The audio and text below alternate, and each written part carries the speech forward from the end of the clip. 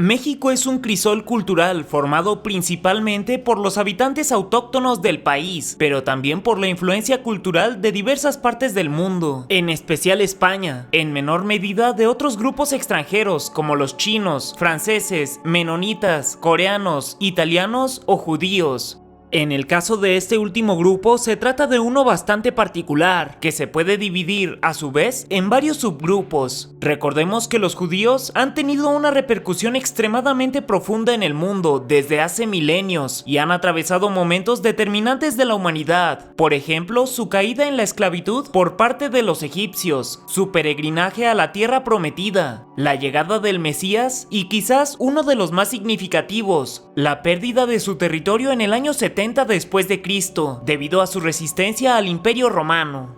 Desde ese momento, la migración fue algo recurrente entre los judíos, quienes se vieron obligados a moverse de un lugar a otro por todos los países del mundo, buscando un lugar donde asentarse. Su historia, religión, lengua, instituciones y habilidades comerciales características les permitieron mantenerse como un grupo cultural diferenciado en aquellas naciones a donde llegaron. Esto, a pesar de no contar con territorio propio durante casi 20 siglos, una hazaña sin comparación en la historia de la humanidad. Aunque mantuvieron su núcleo intacto, sí sufrieron ciertas modificaciones en su cultura, según el lugar del mundo a donde fueron a parar. Es por eso que hay diferencias entre los judíos árabes del Medio Oriente, los judíos ashkenazis asentados en Europa Central y Oriental, hablantes del yiddish, y los judíos sefardíes radicados en la Corona de Castilla o España, hasta su expulsión por los Reyes Católicos en 1492. Estas variaciones, al verse reunidas en un mismo lugar, no reconocen su pertenencia a una sola vertiente cultural, lo que ha provocado que establezcan sus propias organizaciones por separado. Nuestra historia de hoy comienza precisamente con la expulsión de los judíos de España en 1492, cuando los reyes católicos los acusaron de influir en las creencias de los cristianos para que se convirtieran al judaísmo y ordenaron que salieran inmediatamente del país, para sorpresa de varios gobernantes de la época, como por ejemplo el sultán Solimán el Magnífico, quien dijo acerca de los reyes católicos: «Tontos al echar a los judíos, ¿no se dan cuenta que están echando la riqueza?». Muchos judíos radicados en territorios de la corona decidieron convertirse al cristianismo en público, pero de manera secreta seguían ejerciendo su religión. Ellos recibieron el nombre de conversos o criptojudíos, creando el denominado problema de los conversos. Para dar con todos ellos, los reyes instauraron la Inquisición, inaugurando una época oscura para los judíos. Varios conversos iban a bordo de la Niña, la Pinta y la Santa María, embarcaciones que dieron con el Nuevo Mundo, por lo que, desde el principio del mestizaje, los judíos estuvieron aquí, y con la instauración de la Nueva España y sus leyes mucho más laxas que en Europa, muchos judíos decidieron mudarse y radicarse en América, principalmente en la Ciudad de México, donde gracias a sus habilidades comerciales lograron prosperar rápidamente. Todo marchaba bien hasta la llegada, en 1571, de la Inquisición novohispana, iniciando una nueva persecución. Incluso con la independencia de México, las cosas todavía no estaban en óptimas condiciones para los judíos, al decretarse como oficial la religión católica. No sería sino hasta la llegada de Benito Juárez a la presidencia y la instauración de la libertad religiosa que por fin se pudieron ejercer abiertamente religiones diferentes al catolicismo, allanando el camino para que llegaran algunos judíos provenientes de Alemania, Francia, Hungría, Bélgica y de Estados Unidos. No fue sino hasta el Porfiriato que llegó un número significativo de judíos a México, atraídos por la política de puertas abiertas del presidente Díaz, quien buscaba fomentar la inmigración a nuestro país. Así, miles de judíos que buscaban una mejor vida o se veían perseguidos llegaron de países como Siria, Líbano, los Balcanes y algunas naciones de Europa Oriental.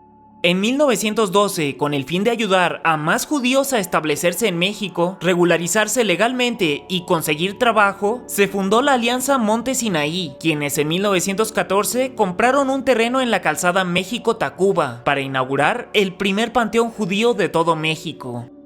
En 1918, la comunidad compró una propiedad en la calle Justo Sierra de la capital mexicana, que era a la vez templo y sede de su sociedad, contando por primera vez con una sinagoga que ayudó a mantener la unión entre la comunidad. Fue después de 1920 que llegaron todavía más judíos a México, provenientes de todos los rincones del planeta, rompiendo la unidad inicial del grupo por las diferencias en la forma de celebrar los ritos.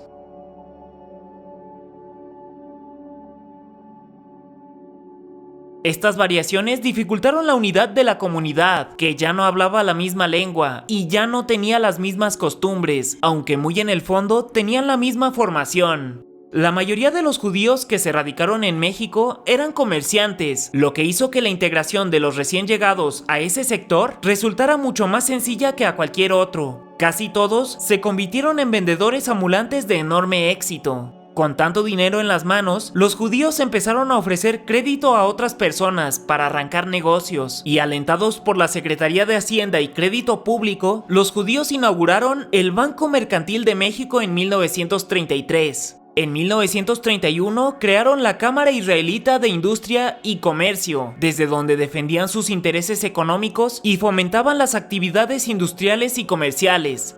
Lentamente sus actividades, altamente eficientes, se fueron extendiendo hasta tener una enorme influencia legal, religiosa, política, educativa, artística y económica, siendo de entre todos el sector ashkenazi el más activo y heterogéneo. Desde 1942, distintas organizaciones mexicanas se dedicaron a recibir a miles de refugiados judíos de Europa, enviados principalmente por Gilberto Bosques, quien autorizó visas mexicanas para más de 40,000 personas antes de ser atrapado por las autoridades alemanas. Y en abril de 1949, México reconoció la creación de Israel y votó a favor para admitirlo a la Organización de las Naciones Unidas. Años después, un tratado de libre comercio sería firmado entre México e Israel. Con más de un siglo de ser establecidas, las relaciones entre México y la comunidad judía han sido provechosas para ambas partes y han dejado mucho bienestar para la República, siendo responsables de parte de la prosperidad económica para el país. Aún así, somos la tercera nación latinoamericana con la comunidad judía más grande, con apenas 67,780 personas, mientras que Brasil tiene 105,500 y Argentina 230,000. ¿Qué piensas al respecto? Para mí, Watchers, yo soy Snooty Aaron, y en esta sección, donde solo llegan los valientes, están todas las fuentes utilizadas en este video, así como los créditos y las referencias, por si gustas checar alguno.